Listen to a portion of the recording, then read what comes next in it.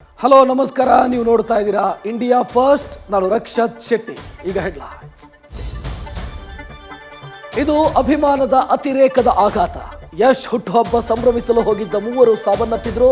ಈ ಸಾವಿನ ಬೇಸರದಲ್ಲಿದ್ದ ರಾಕಿ ಬಾಯ್ಗೆ ಗದಗದಲ್ಲಿ ಮತ್ತೊಂದು ಶಾಕ್ ಆಗಿದೆ. ಘಟನೆ ನಡೆದಂತ ಸಂಜೆಯೇ ಯಶ್ರ ಮತ್ತೊಬ್ಬ ಅಭಿಮಾನಿ ದುರಂತ ಅಂತ್ಯ ಕಂಡಿದ್ದಾರೆ.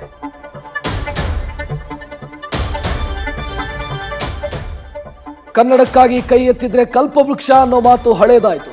ಈಗ ಕನ್ನಡಕ್ಕಾಗಿ ಕೈ ಎತ್ತಿದ್ರೆ ಕೈಗೆ ಕೋಳ ಅನ್ನೋದು ಕಾಂಗ್ರೆಸ್ ಸರ್ಕಾರದಲ್ಲಿ ರುಜುವಾಗಿದೆ.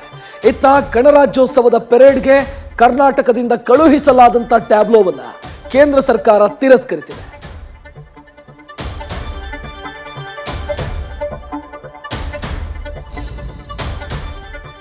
ಬರಗಾಲದಿಂದ ಕರ್ನಾಟಕ ಕಂಗಾಲಾಗಿದೆ. ರೈತರು ಕೂಲಿ ಅರಸಿ ಗುಳೆ ಹೋಗ್ತಾ ಇದ್ದಾರೆ. ಈ ಮಧ್ಯೆ ಪರಿಹಾರ ಕೊಡದೆ ಸತಾಯಿಸ್ತಾ ಇರುವಂತ ಸರ್ಕಾರದ ನಿರ್ಧಾರವನ್ನು ಖಂಡಿಸಿ ರಾಜ್ಯಪಾಲರಿಗೆ ಬಿಜೆಪಿ ದೂರು ಕೊಟ್ಟಿದೆ. ಇನ್ನೊಂದು ಕಡೆ ಕಾಂತರಾಜು ವರದಿ ಸಲ್ಲಿಸಿದ್ರೆ ಸ್ವೀಕರಿಸ್ತೀನಿ ಅಂತ ಸಿಎಂ ಕಡ್ಡಿಗೇರಿದ್ದಾರೆ.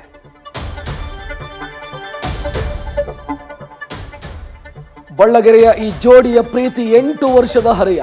ಆದರೆ ಈ ಪ್ರೀತಿಗೆ ಜಾತಿಯನ್ನ ಅಡ್ಡ ತಂದಂತ ಯುವಕ ಮದುವೆಗೆ ನೋ ಅಂದಿದ್ದ.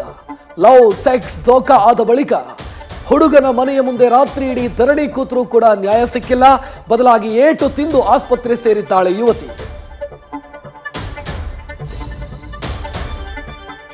ರಶ್ಮಿಕಾ ಮಂದಣ್ಣ, ವಿಜಯ್ ದೇವರಕೊಂಡ ಮತ್ತೆ ಸುದ್ದಿಯಲ್ಲಿದ್ದಾರೆ. ಸದ್ದಿಲ್ಲದೆ ಈ ಜೋಡಿ ಮದುವೆಗೆ ರೆಡಿಯಾಗಿದೆ ಅನ್ನೋ ಗಾಸಿಪ್ ಹರಿದಾಡ್ತಾ ಇದೆ.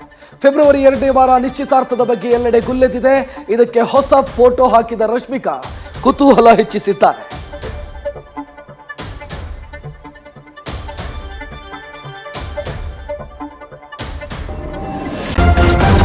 ನ್ಯೂಸ್ ಫಸ್ಟ್, ನಿರ್ಭೀತಿಯಿಂದ ನಿಮ್ಮ ಪರವಾಗಿ.